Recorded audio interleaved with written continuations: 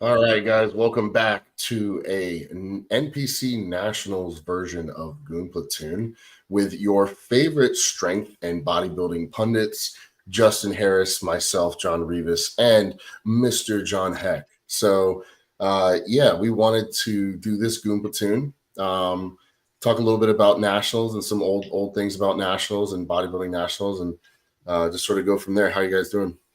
I'm good, dude. This is my fourth ATP of the day. I'm seeing colors. Wow, so you're what, 1,200 mgs of caffeine deep? I don't know. I lost count. My brain's. I don't count after 4 digits. Just in case you guys are taking that seriously, please do not do 4 ATPs in one day. You guys didn't get my joke. I said I was seeing colors. You might if you take 4 of those. You're supposed to say you always see colors, and I was going to say I know, but why are they telling me I'm crazy? So I know the Nationals has happened again. Excuse me, last show of the year. It's crazy because I feel like I don't know, maybe it was earlier. It used to be in November or something, but now it's 10 days from like Christmas. So yeah, it's so late. They didn't change everything that much, but like the Olympia used to be it used to be August, then September, then now it's October, I guess. But yeah, Nationals used to be November.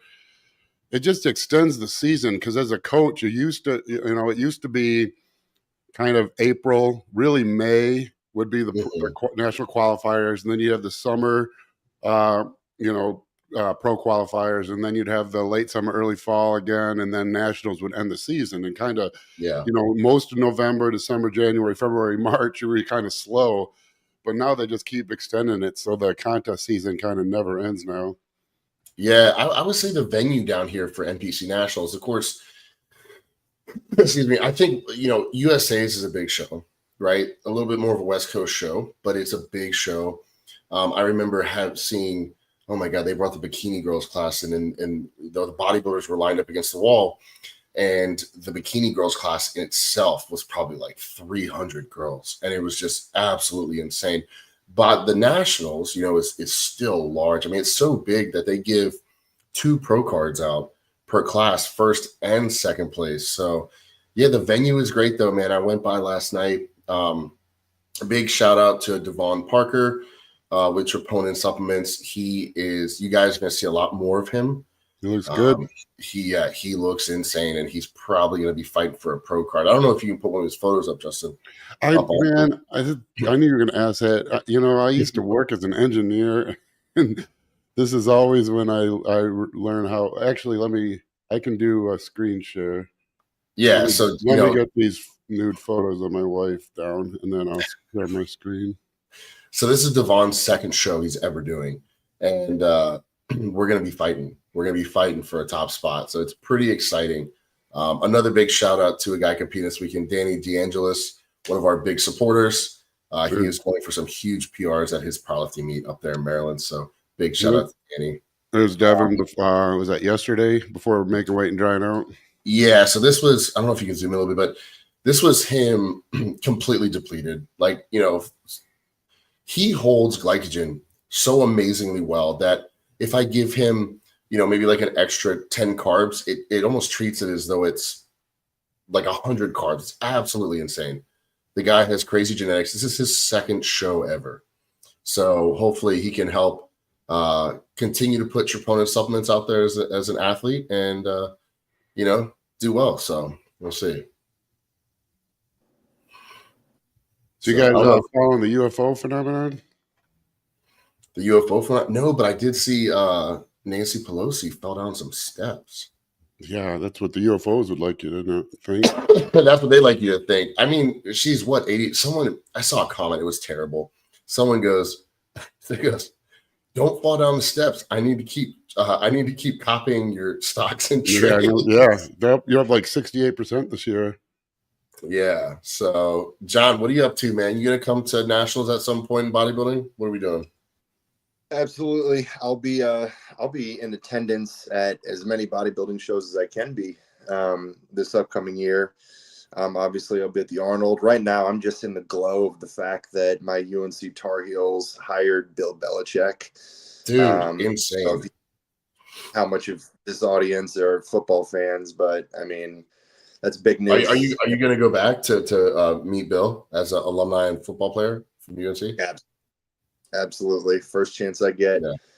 It's pretty cool to see the alma mater in all the sports media headlines right now. You know, UNC has always been kind of the quote unquote basketball school, so Like a getting blue blood, football way is pretty cool. Hell yeah, man. No, that's insane. Some people were like, oh, it's under Bill Belichick, you know, however many Super Bowls as a coach, you know, he's had with, I think he had one with New York and then the Patriots and stuff. But I'm like, dude, let the man do whatever he wants to do. That's the beauty of the country we live in. Let him do whatever he wants to do. Who cares? Yeah, he's got all of his Super Bowls, but he does not have a college national championship. Doesn't have a national championship.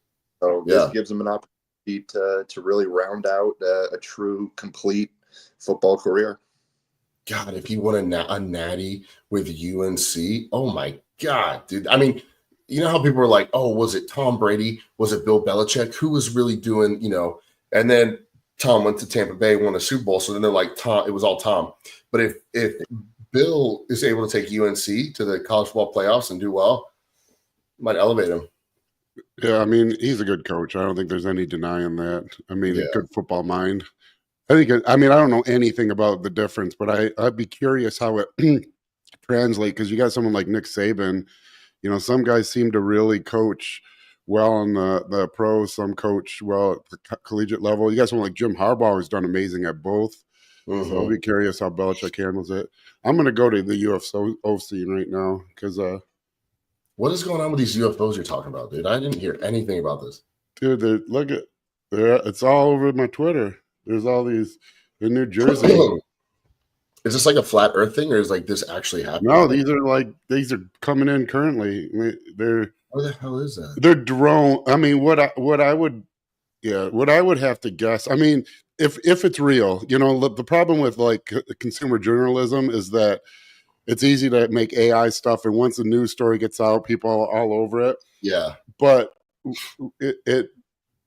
I mean, the government's talking about it, saying it's not them. What I think it is, you know how Russia launched those intercontinental ballistic missiles that were supersonic and we couldn't really track them? Yes.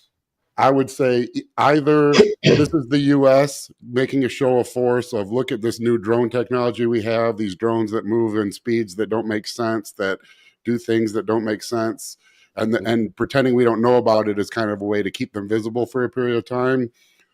Or it's China, or it's China or Russia doing that. Yeah, they morph. It's crazy. Oh, wasn't there one in like New Jersey, like over New Jersey? Yeah, there's hundreds. Most of these are from New Jersey. And then they're saying they're spraying something to the ground or something. But it's, you know, either that. Yeah, watch them move. Either that, or it's China doing that, or it's actual aliens. What's that? Can you zoom in on that one? Yeah, I'm sure there's a way. Shout out to Danny. I see you, Danny. Oh, that could be just that's just lights. Let me get one of the good ones.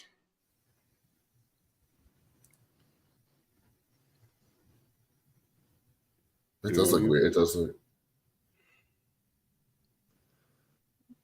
Dude, what if they're coming back to take Nancy Pelosi back to her home world? Possible. It's totally possible. Yeah, I don't know. It's interesting. Dude, what the hell? That looks like a Star Wars. I know, and I don't know. Like now, if I had a drone, I would be, and I was in New Jersey, it would be in the air right now, 100%, trying to join the crowd.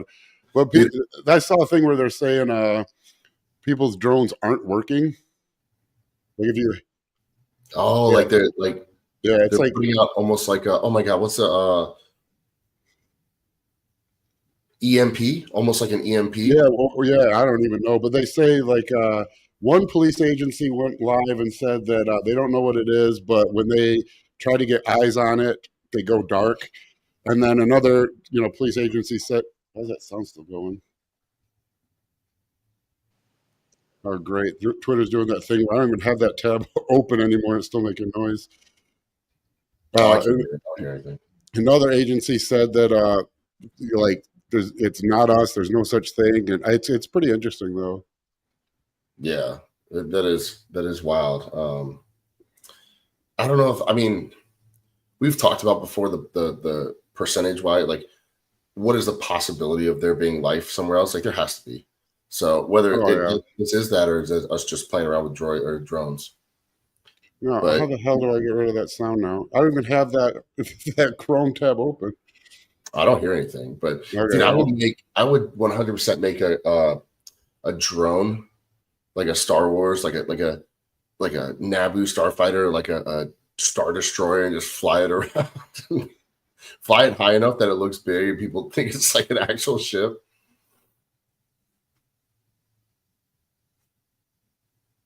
Is it working? No, dude, it's driving me crazy. That's all I can hear. Oh, okay, we can't, but you guys can keep talking. I'll try to figure it out. That's John, I don't know if to go back to sort of the national discussion. I don't know how Strongman Nationals is. I don't know if you've ever been to that since you did compete and stuff. And like, how big would you say Strongman Nationals is? Because the bodybuilding one is pretty large.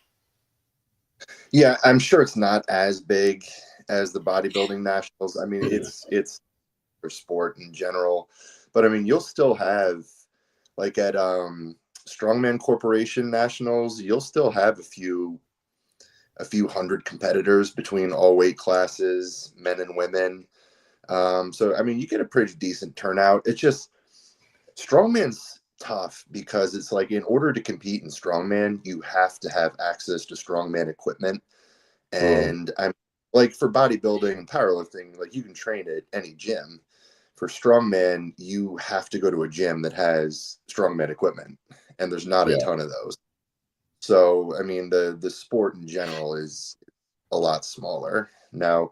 Yeah, I think, I mean, and we touched on this in a previous live stream. I feel like CrossFit has kind of helped actually propel the sport a little bit because there's a lot of similarities between CrossFit and Strongman. Strongman's kind of like CrossFit with heavier weights and less endurance type stuff, but there's similarities. And you'll see a lot of CrossFit guys move over to the middleweight or the lightweight Strongman. And then just Rogue, like the Rogue Invitational has kind of projected the sport a little bit more. And then all these guys now having big YouTube channels. I mean, these top strongmen, they've all got huge social media platforms now. The Hafthor Bjornsons, the Brian Shaws, the Martinez and all these guys. So the sport is becoming a little bit more mainstream. Yeah. So it's growing. Yeah, it's shout out to Simply Deep 1985 asking us how we're doing. We are doing well. Hope you guys are doing well too in the chat. Mike said it was from an Iranian mothership, or a politician said it was from an Iranian mothership. So, yeah, I mean, the lineup this year for nationals, for those who do follow bodybuilding, looks pretty good. I would say that there was a gentleman who, really good dude named Elliot Durman, who most likely was probably going to win the overall. He had some health complications pop up. And he admitted it was probably due to too much stimulants and stuff like that and causing some issues. So, health is, the most important thing. So he pulled out. He probably won't compete again until next year. It's be a little bit safer with how he's doing things. And so now that sort of leaves it open. It really don't know. I mean, it could be a heavy, light heavy, could be a super who takes it overall. I mean, who really knows? So we'll see. We'll see how things go. I don't know if anybody watching has a specific person they're following, or if they're cheering someone on. If they want to drop it below, we'll talk about them and look them up and stuff. But here's a question for you, just coming from a fan perspective.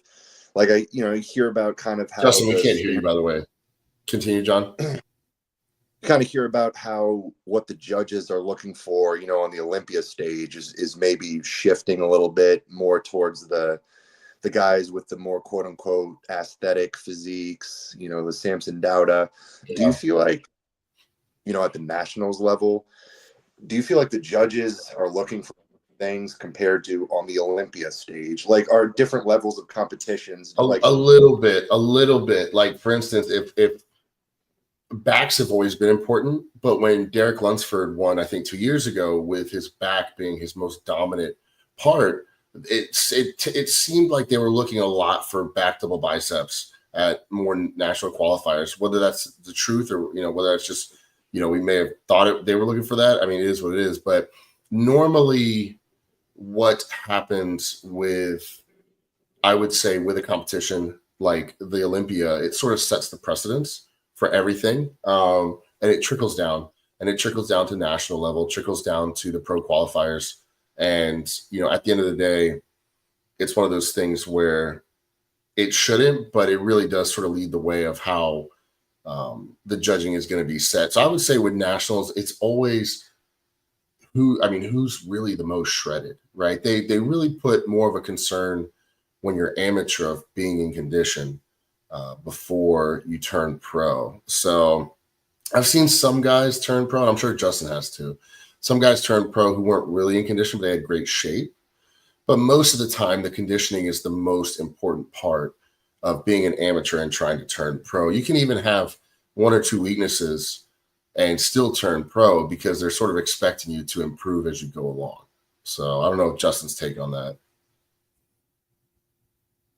Oh no, we still don't have Justin. Do we have you?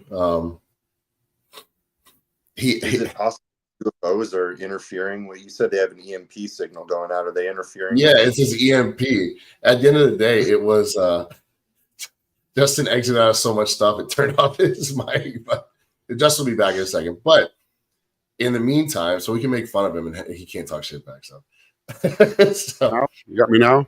Oh man. Man, is this why you should never have me do tech stuff?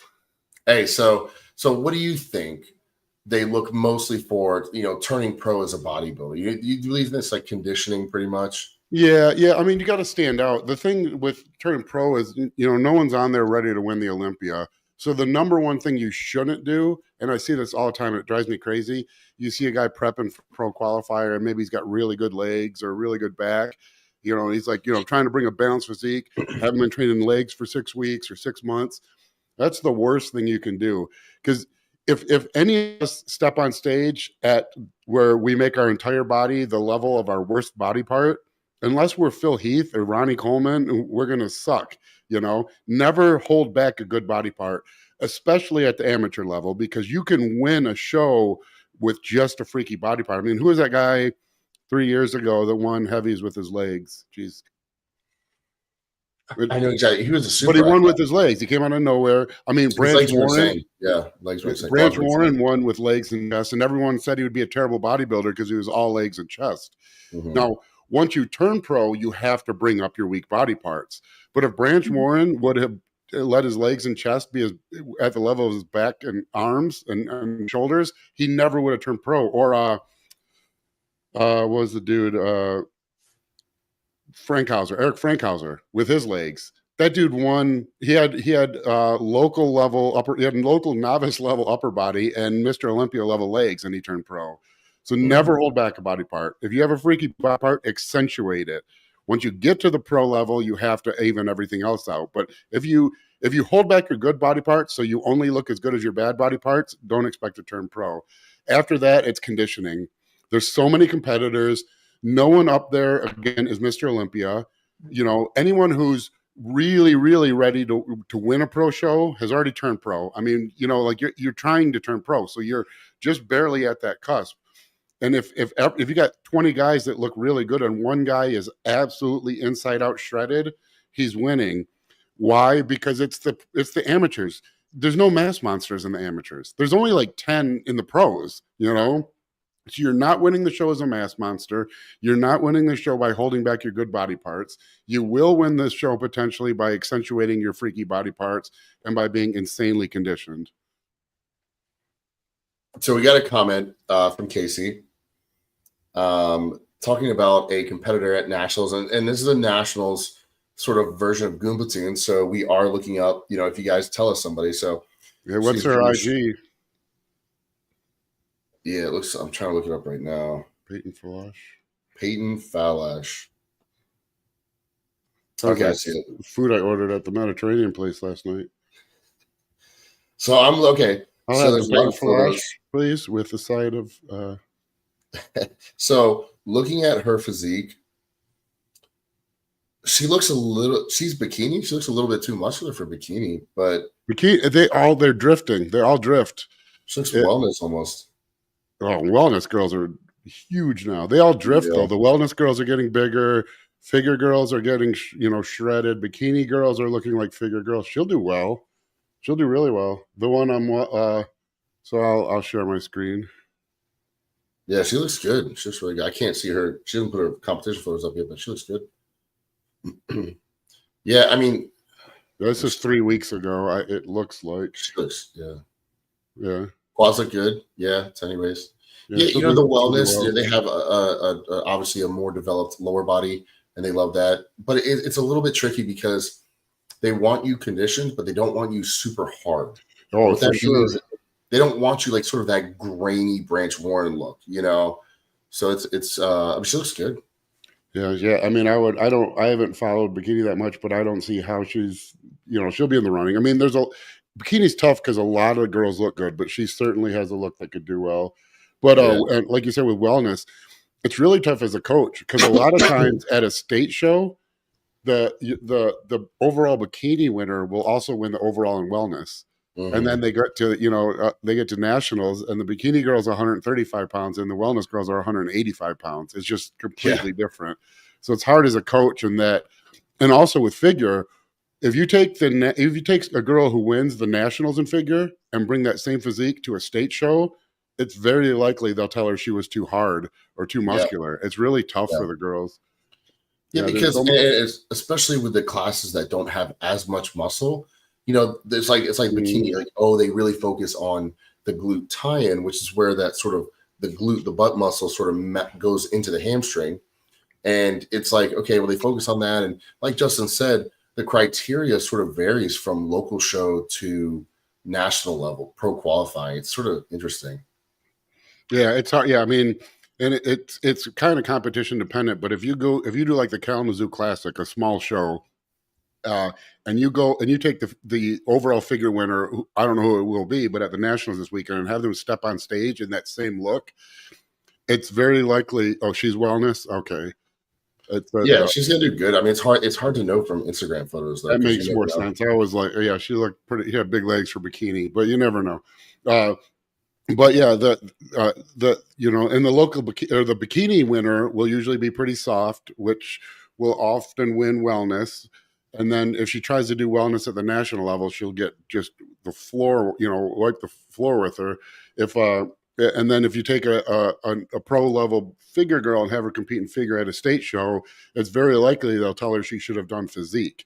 So it's tough for the girls. It's almost like the physiques have to grow. It's like if you progress too quickly, you can actually do bad by staying at the lower level because you look too good for that level. Yeah, there's some of the bikini, I don't necessarily agree with it because sometimes they reward girls for being yes, they have a toned muscle, but sometimes they're just like really thin. And, it's hard to judge because it's like, okay, she put on muscle, but it's very stringy and it's borderline, she's too small, borderline unhealthy. But it's interesting. I mean, it's weird. It's tough. It's tough as a competitor also because you've been a competitor just as a male, and when you're in shape, if you go see like your father-in-law or something, and you're down 40 pounds, they start telling you how small you look and stringy, and everyone at the gym's telling you, like, oh, dude, I think you're over dieting. You were so huge before. Well, you can imagine as a female, because the look that needs to compete at the upper level in bikini and figure and all those is a harsh look. And so every single person they come across, you're starving, you're tired, you don't want to do cardio, you want to eat more food. And every single human you come across every day is telling you need to do less cardio and eat more food. You look terrible, because they don't understand the sport. But it's really hard I speak from experience as a female competitor. It's quite difficult. I love when this always happens to guys who don't necessarily, and maybe females too, right? They'll be working with someone like a coach or someone, and they'll be working with them great for weeks and weeks and weeks and months. And then 3 weeks out from the show or 4 weeks out, they're a little depleted, a little flat. right? Getting towards where they're about to peak. But then the local in 1985, Mr. Alabama one time will come up to him and be like, you look too small. You need to do this and you need to do that. And they And get then they'll right start, in their ear. Yeah, you're doing everything wrong. I know what to do. Yeah. Yeah, you should do this, this, and this. And next thing you know, they're questioning themselves and they end up doing bad at the show. And you're like, what happened? You're looking great. Like, well, I think that I should have been this. And I think I should have been. It's like, oh my God. Yeah, no, you'll see it every once in a while in a competitor that starts looking. What I see a lot is they'll start looking soft. And I'm like, what are you doing? And then it's almost always, local gym rat tells them they needed to cut sodium at 6 weeks out or something, or, something, and they'll believe it because you're not, your mental state's just garbage. And you should know who knows what, but it's like your brains go. I mean, half the reason people hire a coach is not because for lack of knowledge. It's for the lack of ability to apply that knowledge the last 6 weeks when your brain is just haywire. And when everyone at the gym who doesn't know what they're talking about is telling you different things, it's hard to really, it can be difficult to really, you have to really trust your coach. You have to trust that your coach knows what they're doing. And even if you do, it's still hard. And I know John's going to agree with this. And that's the case in powerlifting and strongman and everything. Mm-hmm. You get to a certain point where you get close to a show or a competition, and you're going to be questioning yourself. No matter what you do, you're going to be like, well, that could have moved faster. Well, that could have done this. That could have done that. So it's really good to have an experienced eye sort of be like, no, we're still on track. Like, trust me, we're still on track. Because like you said, you do get in your head. You do get to the point, even strength sports. I know John probably experienced that too. Even with football, you're like, there's probably things you certain question, and it's good to have those coaches. It's a good question from George Cooper. Oh, sorry. Go ahead. Sorry. No, go ahead. No, I just, like I said, I'm on too much ATP. I think, I don't know. I've always been able to look at strength sports, just the powerlifting, the strongman, is a little bit more objectively. It's numbers, it's percentages. Whereas when I really got into dieting, there's just so much more subjectiveness, like an emotion with it. Like, I'm like, do I feel like I need this refeed because I'm hungry, or because I actually feel like I need it? But then having a coach there with the unbiased point of view takes that stress away from me. Like this last diet I did it on my own. And then every time I'm like thinking about bumping my carbs, I'm like battling with myself. I'm like, am I making this decision out of emotion and hunger, or objectively? Mm-hmm. And it's hard to sift through that when you're freaking starving. Yeah.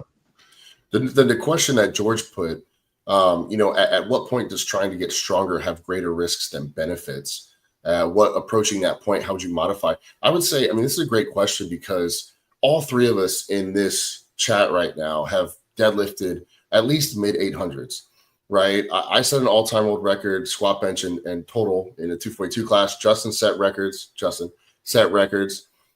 John, if he competed in that stuff, would be setting crazy records. So for the longest bar path on a deadlift, for sure. Dude does 6 reps every rep. Exactly. John's reps are just a 3-minute set for 1 rep. That's what happens when you're 6'8". I drive shorter when I go to work. So for me personally, and then I'll let everyone give the response. But for me personally, definitely when I switched over to bodybuilding, it was the learning curve of about a year of learning. Okay, it's not just A to B; it's controlling. Almost like you have to, in powerlifting, you don't really want to muscle it up. You want to use form and technique. But in bodybuilding, you're almost just really focusing on muscling it up and controlling. So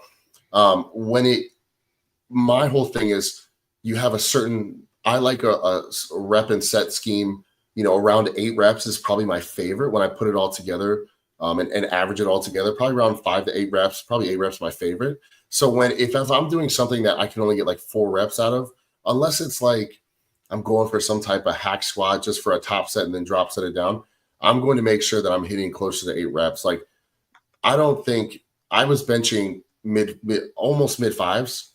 I was benching 500 natty or close to 500 natty. And when I was on stuff, almost mid 5s. And so as a bodybuilder, I think I do 315 incline for controlled sets. I think the most I've benched is since then is 405, and I'll just hit it for reps. And because there's just a point where you can feel, okay, this is a little more joints, this is a little more leverage. I'm just trying to get A to B instead of working the muscle. What do you guys think? Well, to clarify a little bit more, George, a client, George is, geez, I don't even know what he started at, but George has probably added 100 pounds in the last 2 years. I mean, I wish he was doing nationals right now. He should be. He did his qualifier, and then you know how you get to that point where like, man, I made some progress. I want to get back to making progress. I don't think I'm ready to turn pro. I don't. So he didn't want to complete and do nationals. I think he would have done well because he's absolutely. I mean, I could check. He just did his check-in today or last night. He's huge. And he's very strong. I think what do you say, George? You're repping the 140s and 150s on incline dumbbell, but so he's. I see George's stuff all the time online.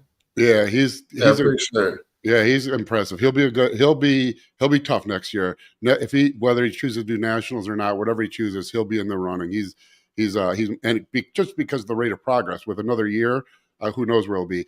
But I would say I don't know that there's a few caveats, like get stronger.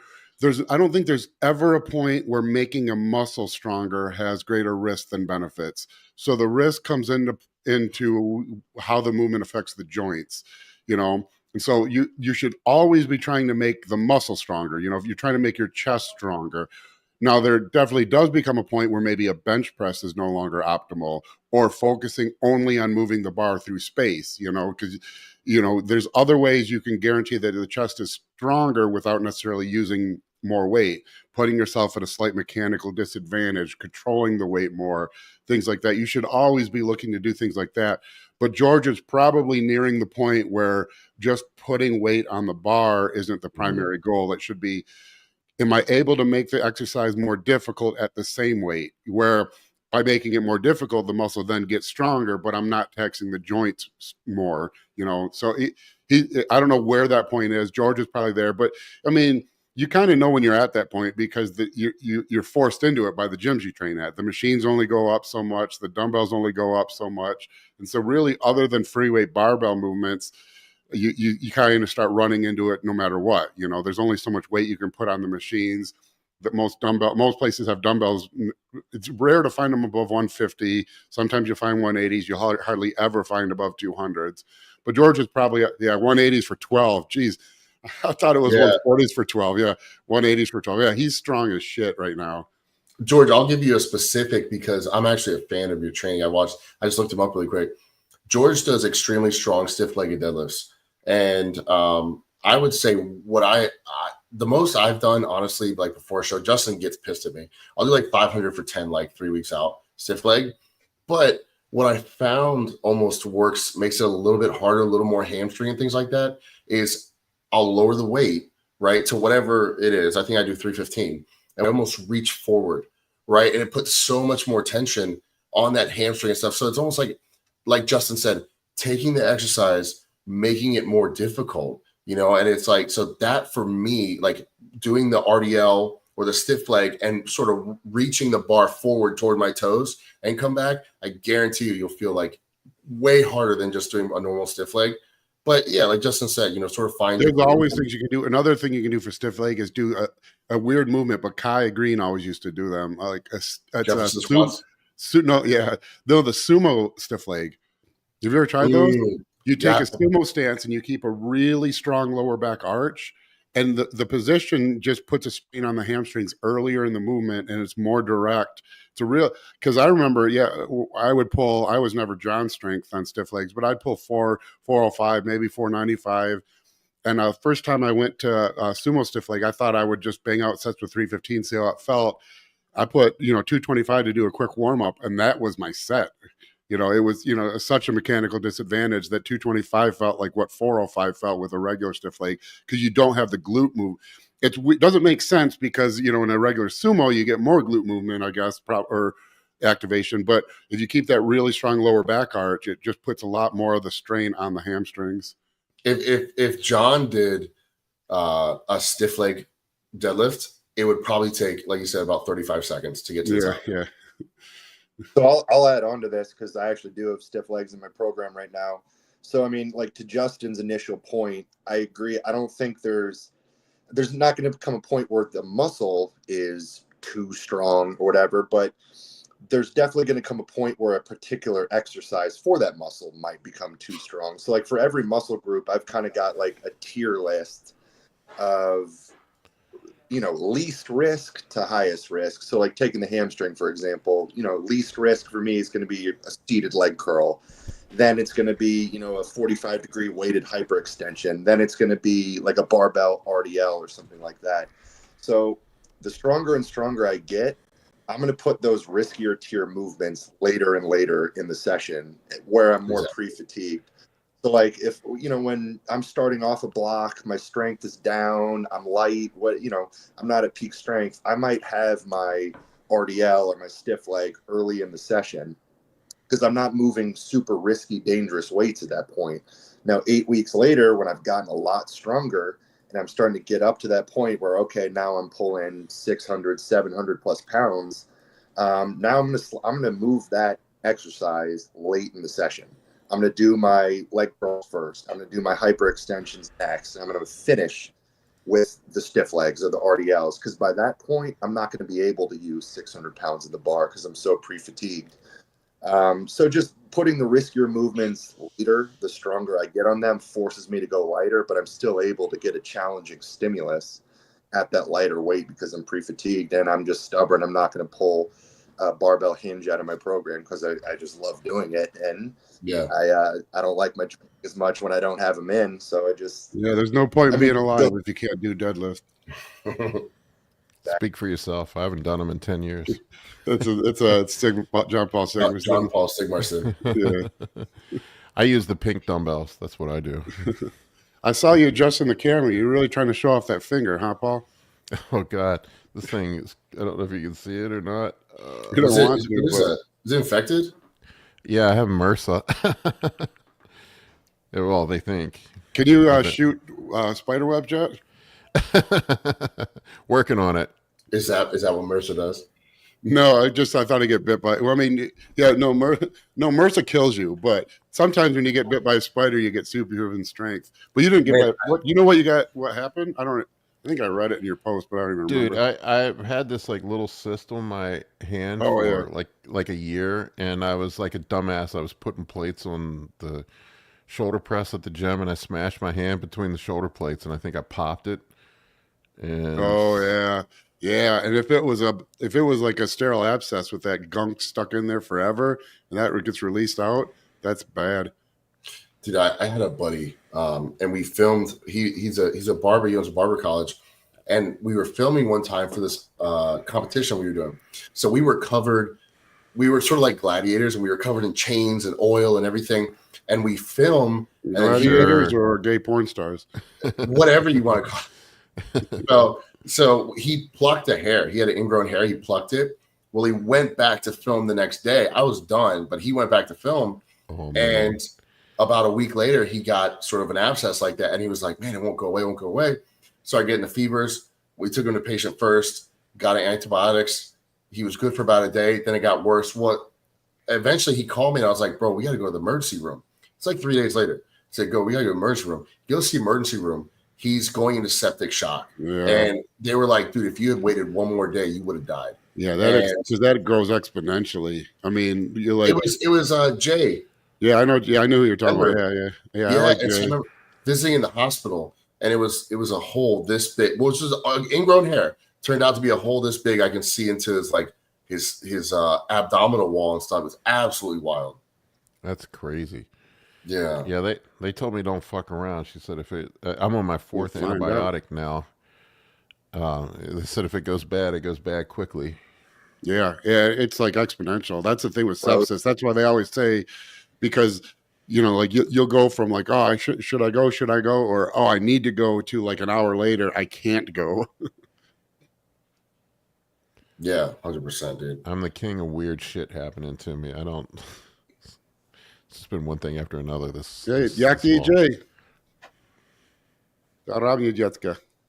Instagram comments blaming it on gear. What did you say, John? To Paul, I was saying, do you have bros on Instagram blaming the finger situation on gear? Of course. Yeah, always. Everything that happens to you, good or bad, is right. The doctor was asking me, like, when I went in to the urgent care the first time, they were like, are you using anything? And I said yes. Yeah. How big's your notepad? That's what Tom Prince said when he finally went in, when he was basically dying of kidney failure. They went in, they asked him if he'd ever taken, PEDs, and they said, could you list them? And he said, how big's your notepad? That's great.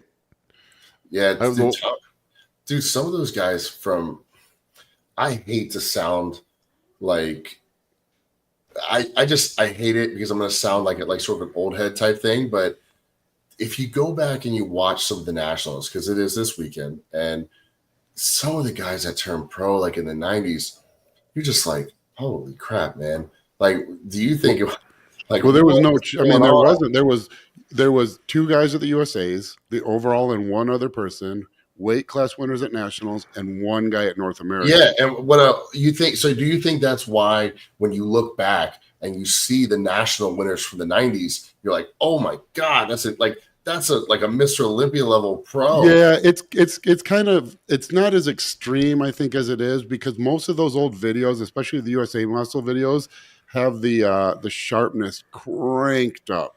Mm-hmm. Right, and a lot with the modern photography and video and stuff, it's not at all. And a lot of the videos off that, the people taking it off the screen. So having been in person for all of it, it's not that dramatically different. I think it's a combination of there were just so few less chances to turn pro, but the sport was much smaller. It was much smaller. I mean, I started lifting in the early mid 90s, and I trained. I don't even know when I met my first other bodybuilder, 2000, 2001. I lifted for 6 years in 4 different cities and never met another bodybuilder. It's weird how I think there was kind of a heyday in the 80s when guys kind of were, with Arnold and stuff, and probably a peak in the sport as far as quality in the mid to late 90s, you could argue, but it was so much smaller, so it's a mix. Like the really top guys today would still do well back then. Yeah. It's just that it was those really top guys would stick around for several shows. You'd have like when Paul DeMeo I think beat Kevin Levrone it might have been vice versa at Junior Nationals, and they flipped places at USA's. Mm-hmm. And so the second place guy there, you're like, oh my God, that guy didn't win. Today he would, but he did win the next show he did, it was, but you'd have the top guys that were, but it wasn't that outrageous. And it's also a fact that you don't go back and look at like when Ken Brown won the 98 Nationals. Yeah. Okay. Touche. You're only going back and picking the 10 crazy guys that won, but you can do that with Phil Heath, Nick Walker, Steve Kukla, you can do that today if you're just picking, 6 shows over a 10-year period, which is kind of what we do with those guys. I'm pretty sure that Nick, when he turned pro, he beat Martin Fitzwater. Martin didn't get his card that year. So in 25 years, people will be going back like, oh, look at what the shows used to look like. Fitzwater didn't even turn pro. Quick shout out Marshall Johnson. Marshall, amazing powerlifter in the comments. Man, I used to watch his powerlifting coming up. And I want to be out there. I'm filming this weekend, though. If you can see my sucked in face, you guys talking about cheat meals. I want one right now. But yeah, Skylar, our video guy's coming out. I got to pick him up at the airport right after this. Marshall had a good question, actually. I got Levon 100%. I mean, I think if he's awake, and it's still 50-50 if he's asleep for it. Shaw versus Hall, I have no idea. I'm curious, though. Justin, there is a comment from Ramen. I hope that's how you pronounce it. I hope I'm not saying your name like a ramen noodle. But is it okay to do 0 fat on high carb brief feeds 1 or 2 days a week as a natural lifter? I mean, you're not going to die. There's no benefit at all to it. There's going to be some. I'll do no added fats. Yeah, but you shouldn't try to stick to 0 fat protein sources, or it's just the small amount of increased calories you can get from protein and carbs probably aren't beneficial. You should try to minimize fats. You shouldn't be trying to add fats, but the fats that's inherently, I mean, really, you should really probably never try to get less than about 10% of your calories from fat, which is what's going to happen if you eat mostly carbs with some lean meat in each meal, like chicken breast. Yeah, someone said Paul Dillette had an insane cycle. You know, it's one of those things where I don't know if we're ever going to know what guys run. You know, guys will talk, they'll say certain things, say less, say more. You know, some guys will troll. It's just like John Heck said about the NFL guys. Every single crazy cycle I've ever seen has been on a lower level guy. Yeah. I'm working with Brandon Curry right now, and I won't tell you what he's taking because you guys would all think I'm lying. And it's the same every time I've ever worked with a top guy. Every time. Luke Sando, same thing. No, I mean, who was it? Sean Allen. You guys remember him? He didn't know what equipoise was. Yeah. You know, he was 295. Remember Phil talking about what he took when he turned pro? Yeah, Phil, I'll say it because it's been so long and he's retired. We were at the 2005 Junior Nationals. I told this story before, but we're all sitting around the table, and I had the guy who took second to him in the heavies, Chris Perticari. God rest his soul. I'm kidding. He's still alive. But no, Chris Perticari, great guy. I don't talk to him anymore. I wish I did because he's a really cool guy. Took second. But Phil walked in, and we all knew he won the show. He was in a long sleeve shirt, and we knew. It was, like Lift Studios had done some photos of him. We knew he was ready to turn pro. We knew he was ready to win pro shows. The dude knew nothing about the sport. We're sitting around the table at the athletes meeting, and he kind of like, he didn't know if he could even talk about it. He's like, you guys, you guys like took steroids for this? Like you didn't even, and we're like, yeah. He's, and he wanted to know what, so someone's like, well, what did you take? And he said, 500 milligrams of testosterone, anthanate, and 400 milligrams of decadurabolin. We're like, we're just like what? Yeah, and we're like, well, because we're like deca, like watery. When did you? Because you're bone dry. When did you stop? So someone's like, well, when did you stop? When did you take your last shots? And he's like, this morning. So we were all like, well, it's been fun, but this guy's going to be Mr. Olympia someday. Dude, it's insane. I got 3 tops. Every podcast I do. So is it you, Joseph? Because I'll find you and murder you. Every podcast I do, the first comment is, it's either, oh, great, Seth Rogen, or oh, great, Justin, another podcast. Let me hear the same 5 stories he always tells. I can't. I'm old. Sorry. Nothing ever happens to me. My kids tell me the same thing. Then I say the same stories over and over. It was Samson, wasn't he? Supposedly he had never used Tren until like last year or something. That was what Milos, I think. That's what's going around. That's what people are saying. Yeah, I mean, it's just like John Heck was saying with the NFL guys. People, we don't want to believe it because this sport is, the PRDs are so prevalent, and you make so much progress once you introduce PEDs. But genetics rule just like any other sport. There's nothing you can take that's going to make you throw. See, all the assholes are coming out now. Shut up, Danny. Every time. There's nothing. I loved baseball. Baseball as a kid was my life. Anytime you'd wish for anything, I wished to be a pro baseball player. But I got short fingers, couldn't throw the ball hard. For whatever reason, despite being a big guy, I didn't hit for power. Where like you got a guy like Ken Griffey Jr., who's not a big guy, who's just got that swing you can't coach, or a guy you can't coach 100-mile-an-hour fastball. You can coach a guy who throws 90 to 100, but you don't take PEDs and throw 100 miles an hour, and you don't take PEDs and punch as fast as Mike Tyson did. You don't get heavy hands from that. You don't take PEDs and become a 6'8", 335 left tackle. You don't run a 4.27 40 because you took PEDs. Yes, they'll make you better. Obviously, we all get better when we use them, but genetics are such an overpowering. I mean, most like the guys who really like dominate in the sport, not only did they get accused of taking PEDs before they ever took them, they got accused in high school before they even started working out. Before they even joined the gym, people were saying they were on steroids. Did you ever hear DK Metcalf talk about his diet? Oh my God, DK Metcalf, perfect example. That mutant, yeah. Just look at anyone who's the best. look at anyone who's the best at anything. Like they're the ones who had to do the least. Like the smartest ever lived. It's not like they were studying more than all the other people. They studied less than everyone else. They just had it.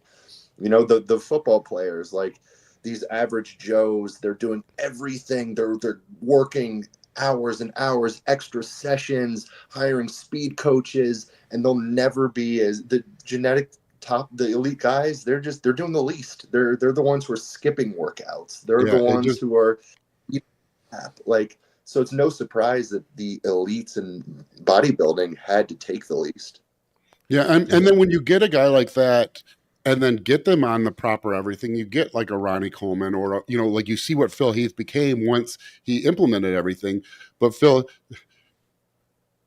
this guy's angry. Oh, or maybe it's nice. I don't know. It's not rocket. It's not rocket surgery. I agree. Hold on. Let's go back for a second because we're gonna miss a question. First of all, with Ryan Parsons, David Boston, the NFL, he had insane arms. That's all I remember about him. And then also Justin, for you, I'll say for me personally, they're talking about blood glucose levels with GH. Do most need some sort of glucose control, and why are some guys fine without it? I will say me personally, and I testing, blood glucose and stuff, never had an issue with that. Losing sensitivity or whatnot. So some people do, some people don't. But Justin, what do you think? What was man? You talk fast. I got you on 1.5 speed. So they're talking about using 8 to 12 IUs of GH and losing sort of the glucose. Yeah, and that's another thing. Some guys can do 15 IUs and need nothing. Some guys go above 5 IUs a day and their A1C starts to skyrocket. It's so person dependent. I mean, if you're someone who is going to develop diabetes and you add 8 to 10 IUs of GH, you're going to develop it more accelerated. And some people just don't. So you really just don't know. That's why blood work is so important. Like when you go to see a physician, they get this data and they prescribe medication or treatment based on the data. And, that's basically what you're doing with PEDs. You're doing it outside of a physician's control, but you're never going to be wrong about using GDAs, especially suppressor max. You can only go right by using it. But, it's never a bad thing, but you don't know if you need it unless you have data to support one way or the other. Now, see this guy, I like him now. Joseph, you're okay in my book now. You continue on with the comments. I hear a lot of story. There's a story about Bob Gruskin, his training nutrition advice. I hear a lot of stories online. I was a little bit younger. I don't know about you, Paul and Justin, if you guys knew more about Bob Gruskin. Yeah, I remember his stuff. Yeah, Bob Gruskin, especially guys in the 90s and whatnot, like, yeah, lots of information there for sure. He was kind of the old school, him and oh god, what was his name? The crazy guy from California. Paul Borenson. You talking about a crazy cycle guy?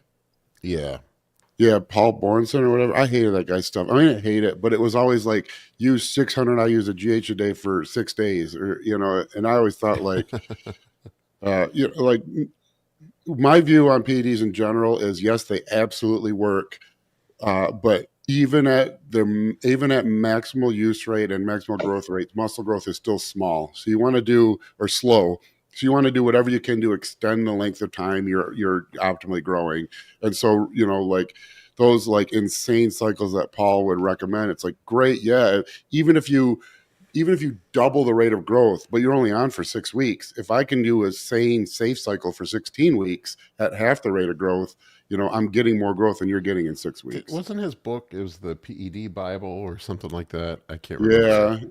Well, there was the PED Bible. Yeah, something like that. It was him. Lyle McDonald had a bunch of stuff too. He's still out there. Lyle is. Yeah, Lyle, I hear him grumping on podcasts. He's always complaining. Yeah, see, it could be worse. I could be, instead of telling the same stories, I could be complaining about the same 5 things. I probably. Well, hey, before we move on, especially you and Paul, I don't know if John has ever used this SARM or peptide, but have you guys used BBC 157 and the TB 500 that everyone talks about? Yeah. Everyone talks about nowadays. We got a question from Matthew talking about he said he read it that it helps healing with ulcers in the gut, and he has UC. I'm assuming ulcerative colitis. Yeah. Oral BPC can oral in for theory. sure. And I'm not a huge injectable BPC fan. I think it works. Obviously, there's more than enough data and research to support that both of those work. But I don't think.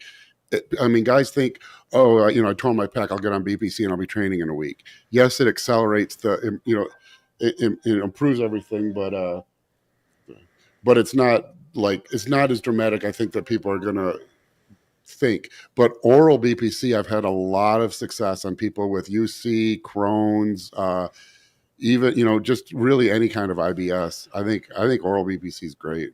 Oral BPC with some glutamine if you got gut issues. Yeah, glutamine's an interesting one that has never passed the study test, but has passed the sniff test. I had some severe GERD issues over the past year. I had my gallbladder removed, and then afterward, I just couldn't digest food and developed terrible reflux and GERD, and really did a number on my esophagus over time. And the oral BPC 157, above anything else I tried, really brought the most resolution to it. Oh, the crazy guy from Cali, I was thinking it was Dan Duchesne. Dan, yeah. We don't. That's what sucks, Bobby. Yeah, it's it hasn't run the trials yet in humans, and who knows, man. Watching like 10 years, they're gonna be like, man, can you believe that we were using this, and this? We talked about it guys. Yeah, we're getting close. I got to bail pretty soon too because I got to head to the airport to pick up Skylar.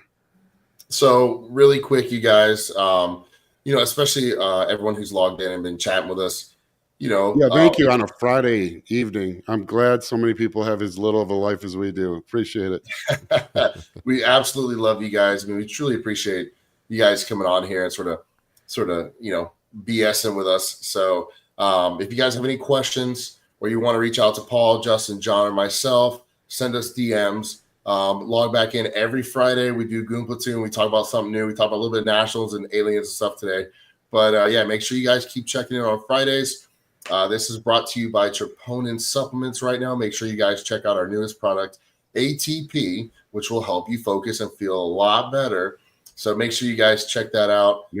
Shout out to everyone in the comments. Like I said, we love you guys. We see everything. So we do appreciate it. And keep growing with us. And we won't forget you guys. And also make sure that you guys come check us out at the Arnold at our big old booth we're going to have. So make sure you come say hi. And we'd love to spend some time with you guys. So yeah, we'll have a party at the Arnold. Generation Iron will be there. John's turning pro. Brandon Curry's winning the Open. We got a 10x30 booth in a great location. We'll be giving away free samples, maybe a few HJs to someone who's lucky. Oh my God. What? You offered. Yeah. What, dude? Why are you putting this on me, bro? You said if I turn pro, I'm giving a handy to anyone who wants one at the booth. Okay, dude. I'll probably do that for a pro card. Yeah, probably. You might have to. Yeah, dude.